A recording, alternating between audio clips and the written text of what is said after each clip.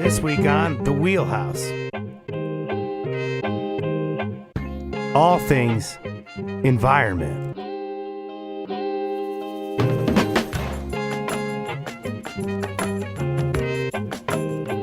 For Connecticut Public, I'm Frankie Graziano. This is The Wheelhouse, the show that connects politics to the people.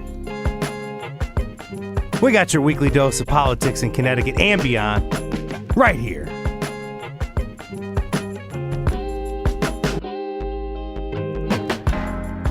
This legislative session, it's been all about trash talk.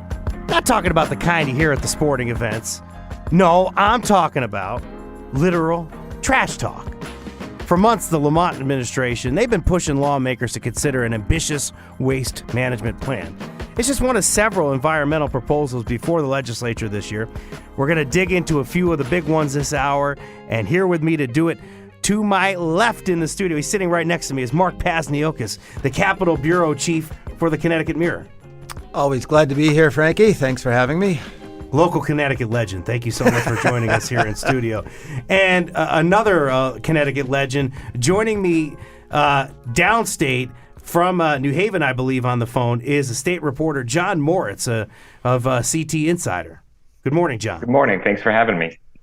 Thank you for coming on, John. I appreciate it. Thank you. And for anybody listening, please feel free to join in on this conversation, a little trash talk, if you will, today. 888-720-9677, 888-720-WNPR.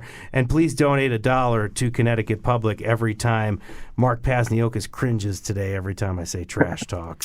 Or turn in your cans and bottles and dedicate it to Connecticut Public. Thank you so much. Thank you for pledging this hour. I'm sure your bosses at the CT Mirror appreciate that. Before we get into this session's bills, I just want to understand how exactly Connecticut's current waste disposal system works. Can you walk us through that, Mark? Sure. Connecticut is one of the states that has single stream recycling. So Connecticut has pretty much a success story there, particularly compared to other states. But it has a big problem in that this state no longer has any landfills. Well, there's one tiny one for construction stuff, but basically there's no landfills anymore. And the state lost one of its major trash to energy plants. That was in Hartford.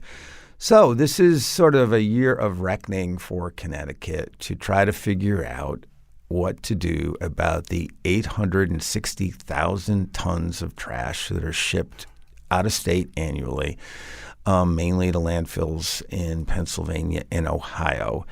So we're at a decision point. Those landfills in the Midwest have sufficient capacity, and they say they'll be around for a decade or more. But the state would like to become self-sufficient or close to it, and that's sort of the state of play right now in the General Assembly. But you say that, this is the year of reckoning. What was happening before this year? Like, would you say, I guess I want you to characterize what lawmakers were doing before this year. Well, Connecticut, it was pretty clear that the major trash to energy plant in Hartford, which at one point was run by a statewide authority called Connecticut Resources Recovery Authority, and then it morphed into something called MIRA, the Materials Innovation. What's the RA, John? Recycling Authority. There we go. And it was old technology. The plant had problems, so Connecticut was faced with putting in a lot of money into that thing. And there were other issues. There were environmental justice issues. Hartford had been bearing the burden for the region and much of the state for a long time, with both a large landfill in the North Meadows that commuters can see on 91 as they leave the city going to the north, as well as in the South Meadows, this trash to energy plant, which was once a coal-fired power plant. It's on the Connecticut River.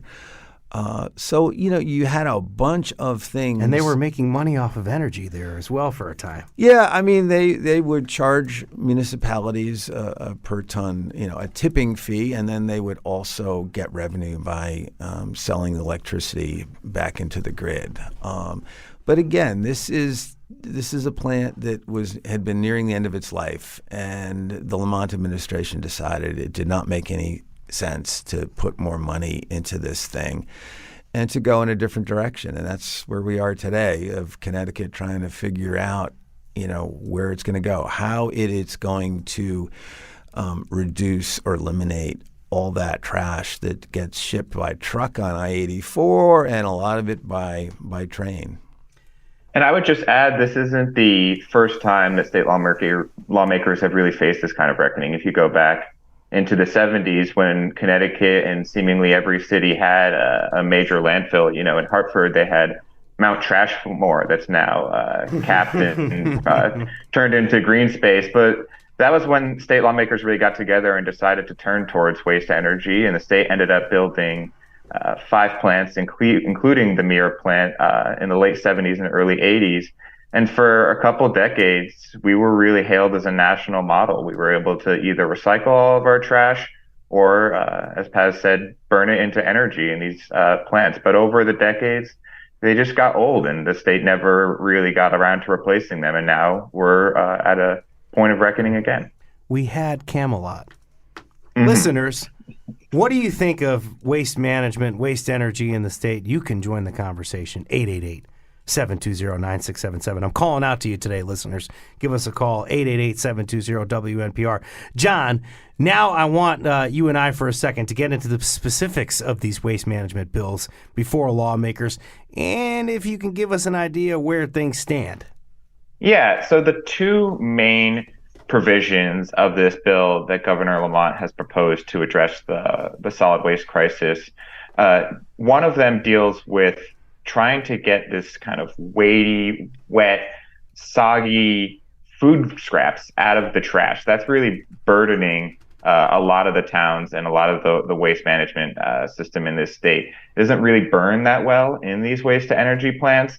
And really, it can be diverted to a new kind of biomass plant where it can basically be allowed to compost and rot away, and in some cases get turned into gas that can be piped back into the pipeline. But the state doesn't really have the facilities yet to do that at scale statewide. So part of this bill is trying to get the state to divert much more of its food scraps by requiring certain restaurants and facilities that produce a lot of food waste to divert them to facilities that can process and manage it. The other part of the bill deals with packaging. Everything from the Amazon package that shows up to your door to the little package that's inside of it, to the pasta box that you buy at the grocery store, or basically anything else that comes in plastic, clamshell, cardboard, anything that you can think of that is built to contain household goods.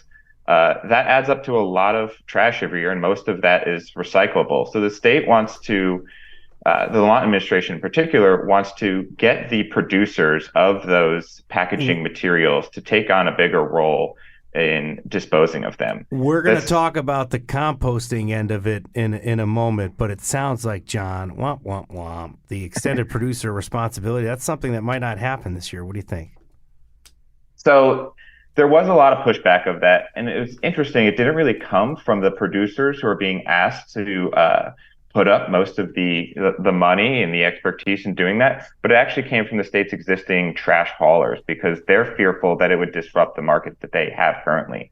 So as kind of a compromise at this point to get the bill moving forward, lawmakers agreed to delay that provision until similar EPR programs are passed in other states surrounding Connecticut. And we should just just very quickly kind of dive a little bit deeper into this whole EPR idea, extended producer responsibility. It's very well accepted when it comes to kind of single product industries, right? Stuff that is not easy to recycle or put in your trash. We're talking about things like paint, certain types of batteries, electronics, propane tanks. And that's worked well. But the issue is there are these, call it stewardship programs, where the industry basically takes over the control of this. And the concern is for something broader, like all the packaging, is that the industry would lose control. So there is, as John said, there's this fear about disrupting a market. This is a significant mini economy. There are these plants called materials recovery facilities, MRFs, and there's a real high-tech one in Berlin, Connecticut. They put $40 million into it, and it's just basically this high-tech sorting thing, which takes our single-stream recycling and it makes sense of it and separates it so it can be sold. And when you see this thing, it does encourage you about single-stream recycling because you get to see how it works. Ann Godwa is the advocacy director at Sierra Club Connecticut. This was obviously before we found out that the extended producer responsibility kind of thing is dead a bit now, but she had said that her group wanted the state to really have strong oversight over how companies manage their packaging and recycling. These are very good aims and intentions that folks have, but so far not seeing it play out among lawmakers. But I want to play a clip for my good friend Mark Pasniokis, who's right next to me. I want you to hear right now from the House Chair of the State Committee on the Environment, Joe Gresko, on the aim of this legislation. Let's hear a clip. It makes no sense to truck food waste and basically water several hundred miles to a landfill in Ohio or Pennsylvania when we can deal with it here. We have the capacity of dealing with it here, and it could turn into something that is useful, meaning compost, and hopefully generate some funding for the state and a company. So what he's saying here essentially, Mark, I think is we're going to maybe become in the next few years, next 3 to 4 years, he was hoping maybe aspirationally, a composting state. Is that something that's attainable? What do you think? Well, it's not just composting. It's Connecticut does have significant capacity on how to get rid of food waste. What it does not have yet is any scalable collection system, and that's sort of the experimenting that's going on right now.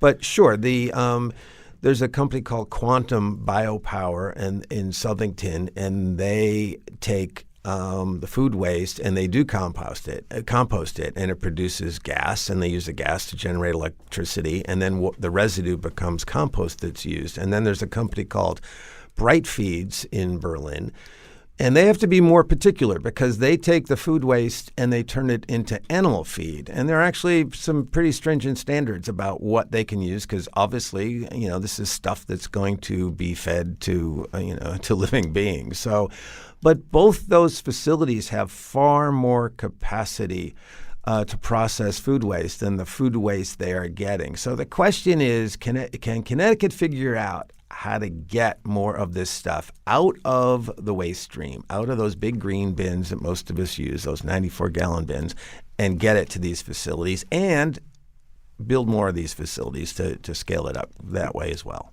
This is the last question for the segment. I see this in your story, Mark. It's 860,000 tons of waste that we're shipping off to the Midwest. We're talking about tipping fees before the show. Around $100, 110 is one figure I heard. It's not exactly what we're paying to ship this out, but if you start considering that 110 and that 860, this is 110 per ton. You start to consider all that trash. It's a lot of money. Is that why we have to try to figure out what we're doing here with our waste problem in Connecticut? Money is central to it. It's the environment and it's the cost. More cost than environment? What do you think? I wouldn't say more, but obviously municipalities are very sensitive to anything that increases cost. This is a municipal responsibility in most communities. Some communities you have to have private haulers.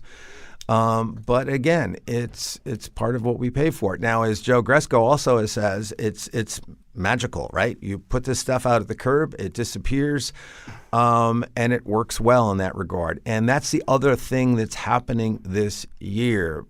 The people of Connecticut are being asked to actually think about what's behind that magic. This stuff does not just disappear into the ether. There's a huge infrastructure that's out there, an expensive infrastructure that has to make all that happen.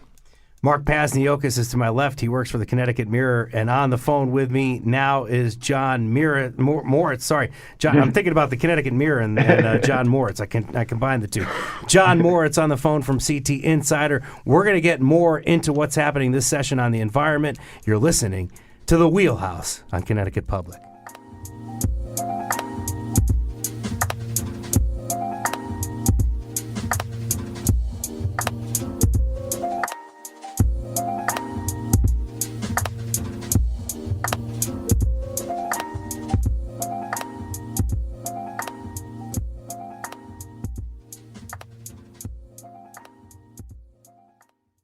This is The Wheelhouse from Connecticut Public Radio. I'm Frankie Graziano, and if you're just joining us, we've been looking at some of the environmental proposals before legislators this session. Still with me in studio to my left, Mark Pazniokis, Capitol Bureau Chief for the Connecticut Mirror, and on Zoom, it's John Moritz, state reporter for Hearst Connecticut Media and CT Insider. John, you get the first question in this segment. Another environmental proposal that made headlines this year involved bear hunts. I keep thinking about that song, We're Going on a Bear Hunt, because I got my children and they like that song. I guess we're not going on a bear hunt is the headline. Yeah, this has really been one of the more unique stories of the session. But pretty much to kind of give you a background here, Connecticut's bear population has been exploding since the 1980s. It's now deep estimates that it's roughly between 1,000 and 1,200 bears, predominantly in the northwest corner of the state, but they've really been expanding throughout the state and into more suburban communities, places, West Hartford, down in the Naugatuck Valley, where they're starting to cause some problems. And actually last year, there were 67 reported home entries by bears, which is the most the state had ever recorded. A bear in a car in Cromwell. Very serious. There was a 10-year-old boy, I believe, who was mauled in Morris. But then again, you're thinking about the fact that people could essentially have carte blanche. It's not going to happen this way, but one of the proposals was that people would have carte blanche to essentially kill a bear. So there was a very big concern, Mark, that people were going to be able to just start killing bears. Yeah, but that was really never going to happen. It was going to deep actually is in favor of a bear hunting season. They think, as John just outlined, the reasons why John just outlined is they want to cull the number of bears that are in the state. They say it exceeds the habitat, and that's why you see more intrusions into suburban populations. So instead, they did a far more limited bill, which would clarify the circumstances under which nuisance bears can be killed. If a life is threatened, you can. Farmers, it's clear that if their livestock is threatened, they can. But there's no general bear hunt. They also set there's a bill that survived, would set some standards about the behavior that we all have to have about our bird feeders and whatnot. And if you are warned once, you can be fined. The idea is, let's first try to handle the human end of it and see if we can discourage bears. But, the Department of Energy and Environmental Protection says, look, eventually we're going to have a bear hunt just because the numbers are not sustainable. Department of Energy and Environmental Protection says a population of bears around less than 1,000 in 2015 to more than 2,000 in 2022. Just moving on here, John, I want to talk about single-use foam containers and lawmakers potentially looking to ban those in the state. What do you got for me? Yeah, this is another bill that we've just seen come up again and again in recent years. And during the pandemic, obviously one of the people who have been pushing back against this are the restaurant industry, who don't want to be forced to change over their products. And what we heard a lot during the pandemic was, now it's just not the right time. These restaurants were increasingly relying on takeout to meet their bottom line. And even as we emerged from the pandemic, the argument was that it's just not a good economic time to be forcing all the restaurants in the state to purchase more expensive but more environmentally friendly containers. That got pushed down the road, and now lawmakers are pretty much saying, we've emerged from this. This is still a problem. and they want to set the ban to go into place actually July 1st of next year. And there are also supply chain issues. The restaurants complained that you couldn't get, the alternative stuff always. It wasn't just price; it was availability. So yeah, Scott Dolch of the Connecticut Restaurant Association. Yeah, and they made the case. As John just said, they made the case. This isn't the time to kind of mess with the restaurant industry. But it's coming. It's coming. You've seen these kinds of trends in packaging because those foam containers, they're not recyclable. And so they're going to go eventually. It's just a question of when. But even harder for schools to do this, though, right, John? Because I saw, maybe it was in your story, that they're plastic containers, like a plastic tray to put the food on rather than just having one of these styrofoam trays, $10 to $12 or something like that is the cost per tray? Yeah, I actually looked this up yesterday, and it's just an eye-popping figure. There's 46 million of these polystyrene trays that Connecticut schools use every year. And so legislative analysts estimate that to make the switch on a statewide basis would cost anywhere from $2 to almost $3 million. But, I'm the oldest guy in this conversation. Here we go. And, we used reusable trays when we were kids, but over the years the schools are not set up for it. They don't have the industrial dishwashers and that. But there is a way to deal with that other than just stuff you toss at the end of your meal. How do you think policymakers should be addressing the environment, folks? If you're listening, please join us on this conversation. 888-720-9677, 888-720-WNPR. Mark, there's also been efforts this session to give the Department of Energy and Environmental Protection Commissioner more authority, right? Like, what can you tell us about that? Well, in a couple areas. There's a bill that did come out of committee that would give the commissioner more authority on how to ensure that Connecticut reaches its goals on reducing greenhouse gases. And it specifically would allow her to get into the different categories of the economy to nudge them. And that was very much a partisan issue on the Environment Committee. Republicans complained that it was an unwarranted delegation of authority to DEEP and the commissioner. And there are certain tensions between Commissioner Katie Dykes and legislators. There are complaints that the agency is not terribly responsive at times to legislative concerns. So that's sort of the political, subtext of that. And some people saw it as like a TCI too, right? What's TCI? Yeah, and what's TCI? That's a whole nother show, man. Yeah, quick. What's Transportation TCI? What's TCI? Transportation Climate Initiative, and it's a regional, multi-state effort to reduce greenhouse emissions from the transportation sector. I think it's pretty clear that this bill would not give her the authority to unilaterally revive TCI, which was sort of set aside because it was concerned over the impact on gasoline prices. And that's always that's always present in these things, is the tension between doing what's right for the environment and the climate versus what's going to hit the pocketbook as far as what we pay for electricity, gasoline, and packaging. And that's the point. I mean, I think in past sessions, environmental justice kind of been at the forefront. Do you think that we can see environmental justice continue to carry us here? Is that... Yeah, that's a slightly different issue, the environmental justice. I mean, there's also a bill that would strengthen and require the department to be more attentive. It expanded what would be considered an environmentally justice community. And basically, what you're talking about is a lot of the neighborhoods that are around these kind of, these trash energy plants and other things.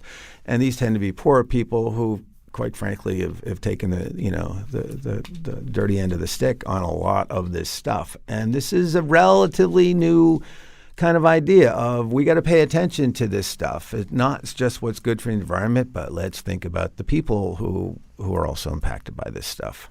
Less than a minute left. We're going to go to John Moritz for this last question. Are the votes for these environmental bills largely falling along party lines, or are we seeing some bipartisan efforts here? What do you think, John?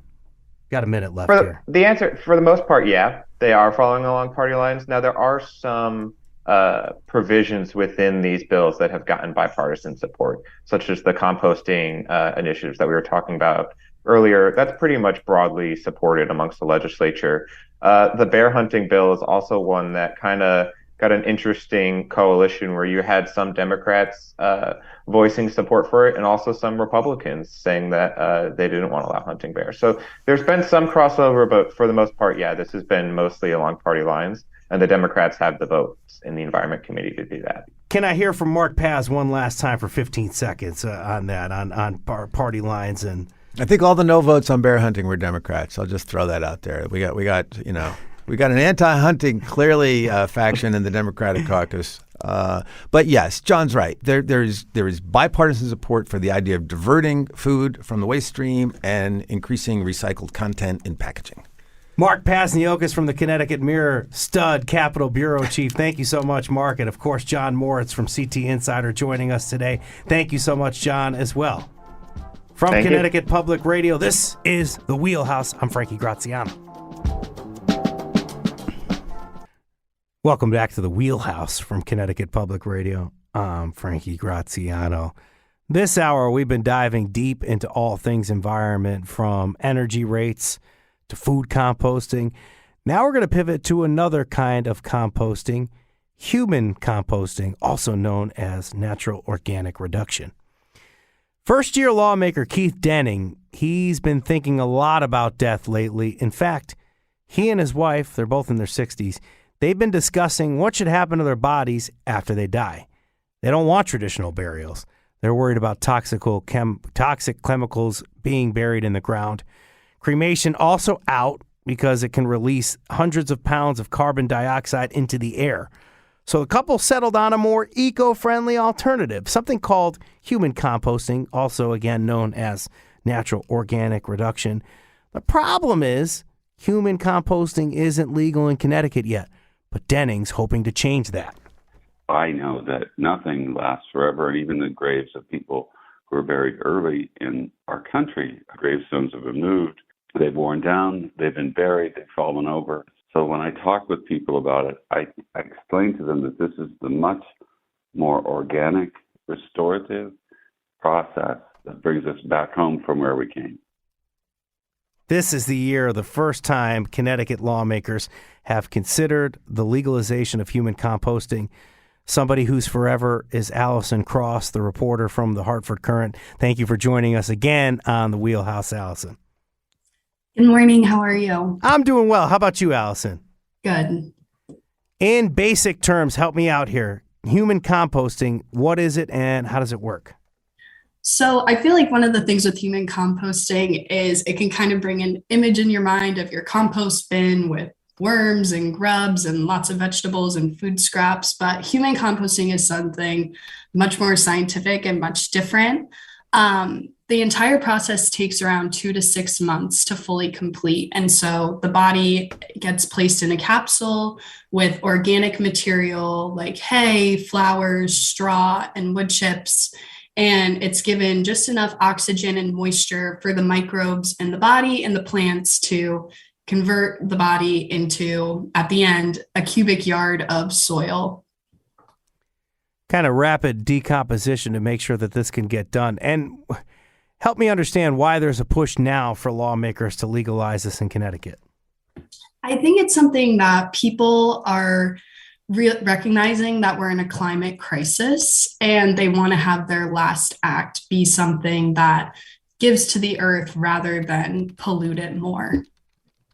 And in speaking of polluted, I just briefly want to mention that if folks, before I get to that question I was going to ask, I just want to know that I want folks to know that if they have thoughts on human composting, natural organic reduction, you can join the conversation, 888-720-9677, 888-720-WNPR. The carbon footprint, how does this tie into the growing trend of green burials in the state? Yeah, so it's estimated that doing human composting can reduce carbon emissions by 90% at death. For example, one cremation emits roughly 500 pounds of carbon dioxide into the atmosphere. And the carbon footprint of a traditional burial with a casket and embalming can result in emissions that are 3 times higher than a cremation. And there's a lot of other pollutants with carcinogenic embalming fluids and steel and wood for caskets. So it's very carbon intensive process. So people are looking to use this option, which reduces those emissions. Before this happens in Connecticut, where else are we seeing this legalized in the country? Yeah, so it's fairly new. It was launched in 2019 in Washington State. And so far, it's been legalized in Colorado, Oregon, Vermont, California, and New York. So some of our neighbors close by have already legalized this, and it's something that's kind of catching on across the U.S. Something quick, too, right? Because you said 2019, and I think in 2012 is when researchers that brought this to Washington were working on it at UMass Amherst, something like that, right? Yeah, it was a really long process for these scientists to develop this process that was safe and effective and accomplished the goal that they wanted. So I want to now talk about how it can get legalized before it's allowed in the state. Help me now understand the push to get it legalized and then the opposition and where it comes from. Doesn't seem like it's necessarily like a partisan kind of issue. Yeah, one of the interesting things, so far it's passed through the Environment Committee in the state legislature, and it's been an issue that's seen partisan support, but bipartisan opposition, if that makes any sense. When the committee voted it out, it passed 17-15, and 4 of those no votes were Democrats. So it is something that it's not entirely partisan, but we have seen, at least so far, that the majority of supporters are coming from the Democratic Party. A lot of the opposition comes from people that just really have deep-seated historical and moral issues with the concept. People see it as desecration and going against core religious values. And they say that people need the dignity of a burial when they die. So that's kind of where the opposition is mainly coming from. And I think it was the Connecticut Funeral Directors Association. At least when I talked to Joe Gresko, you may have heard him if you're listening to this show and you heard the first segment. He's the Environment Committee Chair. Joe Gresko had said that he's actively working with the Connecticut Funeral Directors Association to do a few things, and I understand one of the things that the Connecticut Funeral Directors Association would like to see with the process is some kind of regulation a la you would see with the Connecticut Department of Public Health when they go to a restaurant or a store on an annual basis and they give out some kind of health inspection. They're talking about doing that with practitioners involved with human composting. What other kind of groups are you hearing from, or have you heard anything from the Connecticut Funeral Directors Association? Yeah, I know during the public hearings, the Connecticut Funeral Directors Association came out to publicly support human composting, saying that it's something that people in Connecticut are already looking for and already want. As you heard before, Representative Denning, this was an option that he explored with his wife. So it's something that people, as they're kind of aging, they're looking at what can we do with our bodies. And this is something that they want, and funeral directors are catching on to that. There's been, lawmakers have told me that companies from out of state have reached out about, if this law passes, doing business in Connecticut, but local mortuary services are also looking to get into this too. So there's support coming from a lot of different places. Another thing I had understood from the Connecticut Funeral Directors Association is they were talking about having the coroner, the chief coroner in the state, be involved in the practice to make sure that there was a 48-hour period where foul play or something like that was ruled out, and also the spread of a communicable disease. So they were talking about having a coroner be involved in the process to sort of greenlight this natural organic reduction. And now I turn to that term. We've been referring to this as human composting, but as I mentioned at the top, its formal name is natural organic reduction. Do you think the colloquial term human composting could lead to misconceptions about the practice? I think so, just because what people are introduced to with composting right now, it brings that image of kind of like your backyard compost pile. So it does kind of, when you don't know about this at all, for a lot of lawmakers, this was a concept that was just introduced to them when the bill was presented before them back in January. It's entirely new idea for a lot of people. So I think when you hear that initial name of human composting, like I said before, you kind of get the idea of like worms and bugs and all that kind of gross stuff. But this is a process that I think they are turning towards using more the natural organic reduction, just because it kind of puts a more scientific emphasis on the process and showing that it's very regulated and that sort of thing. If you have thoughts on human composting, you can join this conversation. Give us a call at 888-720-9677, 888-720-9677. Maybe you're having a similar thought process in your head right now that Keith Denning and his wife did, where you're thinking about your plans or something that you want to think about as you ponder these big questions in your life of what to do after you're gone and you pass away. If you want to give us a call right now and have that kind of a conversation, 888-720-9677 is the phone number. And I look back to that conversation I had with Keith Denning, Allison, and people are putting together in their lives, they put together wills, they put together a last will and testament, and they kind of get the choice of where their things go, and many times what's gonna happen, the ceremony after they die, things like that. They put together these plans, these arrangements. And I said to Keith, I was wondering, like, how come you can't decide to do a human composting or a natural organic reduction situation? Why does this have to be regulated? So I put this question to you. I put this question to you right now. Why is there so much regulation surrounding what we do with our bodies after we die? I mean, one of the things that I found with researching this is there's a lot of laws governing what you can do with your body, or what your loved ones can do with your body, I should say. Once you pass, you can't really necessarily do whatever you want just because of desecration laws and that sort of thing. But the other key component, I think, is anytime that it's these businesses and funeral services, they need permits to make sure that things are safe in terms of disease and ensuring that everything is organized so you're not losing track of the soil at the end, or your cremains or whatever it is. And a lot of people that I talked to were saying that they were envisioning having a family flower field where they would eventually scatter their compost and their loved ones could go and walk in the flowers. And it creates very pretty idyllic image of what this is and what people hope. The one thing that's interesting is that the amount of soil that you get at the end of it, I mentioned before that it's about a cubic yard. So that's enough to fill a truck bed. So it's a lot of soil that you get at the end.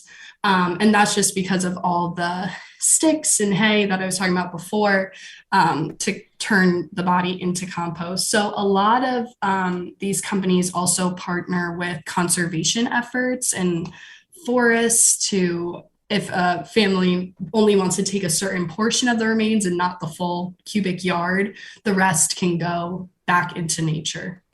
I think about that flower field, and it evokes kind of a nice kind of feeling, as nice as you can get after you lose a loved one. For those of you that are listening that have lost a loved one like myself. I lost my brother when I was 15 years old, so it's important for us to go visit his grave and go visit his headstone.